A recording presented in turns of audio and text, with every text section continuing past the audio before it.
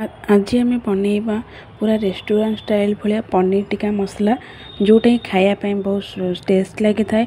आपण को रेस्टोरेंट जीवाक भी पड़ोनी, आपण घरे अति सहजरे बन खाई पारे। आपण भिडियोटी प्रथम रु शेष जाए देखूँ।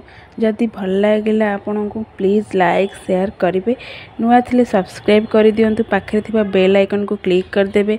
ता द्वारा मुझे जहाँ भी भिडियो अपडेट करी तार नोटिफिकेशन आपण मान पाखे पहुँची जीवो। ताहले चलतु आज स्टार्ट करिबा आज रेसिपी। नमस्कार, जय Jagannath, welcome to my channel Supriya lifestyle.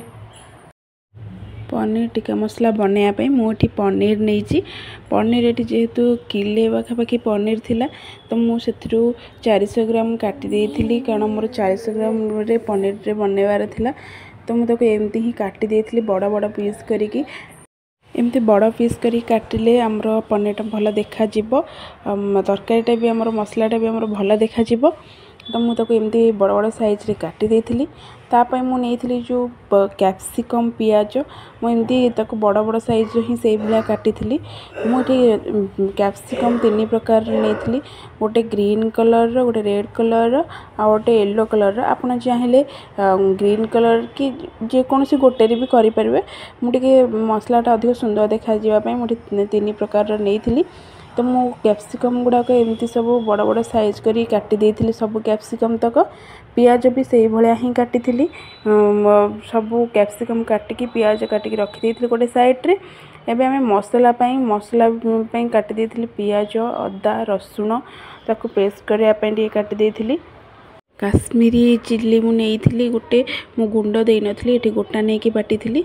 बाकी टमाटो पकेकी ताकू तार गोटे पेस्ट बनै देथिली, ताकू रखी देथिली गोटे पटे साइड रे।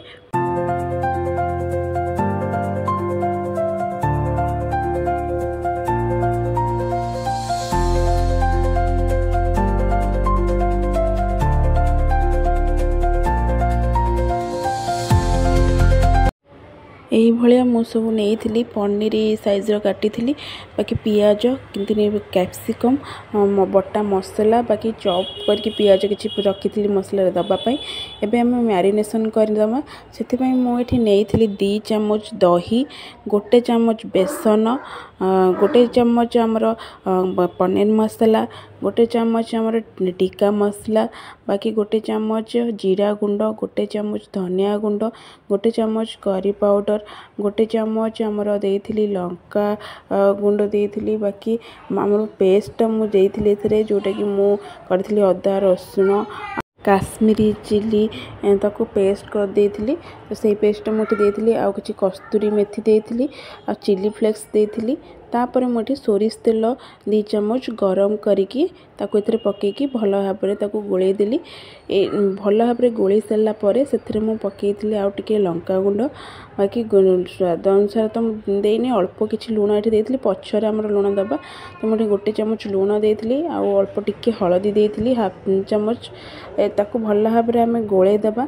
ताको भल भाबरे गोळेई सारी जेमति भल से मिसी जिवो हमर मसला तक। तापरे आमे सेथरे पकेई दबा पनीर पकेई दबा। ता पकेई दबा हमर कैप्सिकम पियाज जोटा आम रखी बड़ बड़ साइज करी काटिकी से सबू को पकेकी ताकू आम भल भाबरे गोलेबा, माने देखिकी ही गोलेबा, नहले पनीर गुड़ाक फिटी जीवो। जेहेतु पनीर टी कंचा आम फ्राए करने ताकू सेथिपे ताकू देखिकी ही गोलेबा, मैरिनेशनटा करबा भल से। तो ये मुझे सबूक एमती गोले देती धीरे धीरे करी भल भाव में गोले सारा पर ताकू एबे गोटे साइड रे रखीदबा। तापर आमर एठी करेईटा बसईदबा। एमती मु भल भाव में मैरिनेशन कर देती। तो करेई जेहेतु गरम हो गलानी से तेल पकई देती 2 चामच। तापर से मैरिनेशन जहाँ करी सब पकईकी तो टिके समय पे आम फ्राए करदबा। मीडियम फ्लेम रे ही करेंगे, फास्ट मीडियम फ्लेम रे। तापरे आम लो फ्लेम रे टिके समय 5 मिनट आम टिके ताकू फ्राए करदबा।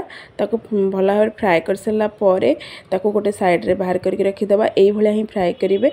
तो आपड़ ये नॉनस्टिक करेई किसी यूज करेंगे, मुझे करेई ही कर देती। तापरे ताकू आम मसला करवा एबे साइड करके ताकू रखीदबा। मसला पाई आम ये करेईटा मुझे पैन टी। तापर ये आम नबा तेल मुझे 2 चामच तेल। तेल दे सारा आप सोरिष तेल भी यूज करेंगे।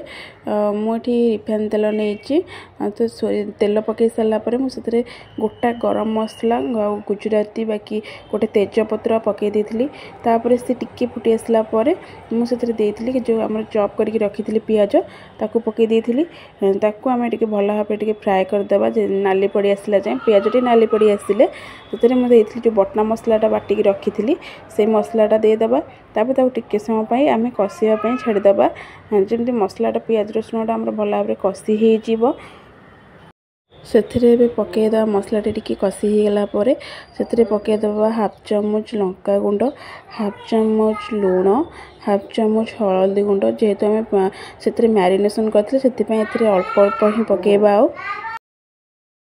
मसला टी आम गोलेदेवा से पकईबा हाफ चामच धनिया पाउडर हाफ चामच जीरा पाउडर हाफ चामच टिक्का मसला ताकू पकईकी से अल्प पानी देदेबा मन मसला टी आमर लगिज भल भाव आम गोलेदेबा मसलाटी ये आम भल भाव कषिदबा मसलाटी हो आसला आम से पनीर पकईबा एबे आम कौन मसलाटा जमी हो तेल मसला आम अलग हो जानी मसलाटा आम भल भाव कषि हो जाए तो ये देखूँ आम मसलाटी भी हो आसला तेल भी अलग हो गलानी मसलारू तो आम ए पकईबा पनीर जोटा आम मैरिनेशन करके रखी से पनीरटा आम ए पकईबा ताकू पकईकी टिके समय आम मसला कषिबा कारण बेसी आँच देवेनि आमर लो फ्लेम रे ही कषिबा ना पनीरटा आमर लगिज जेहेतु कंचा भी अच्छी फिटीज देखिकी ही धीरे धीरे आम ताकू कषिबा मसला सहित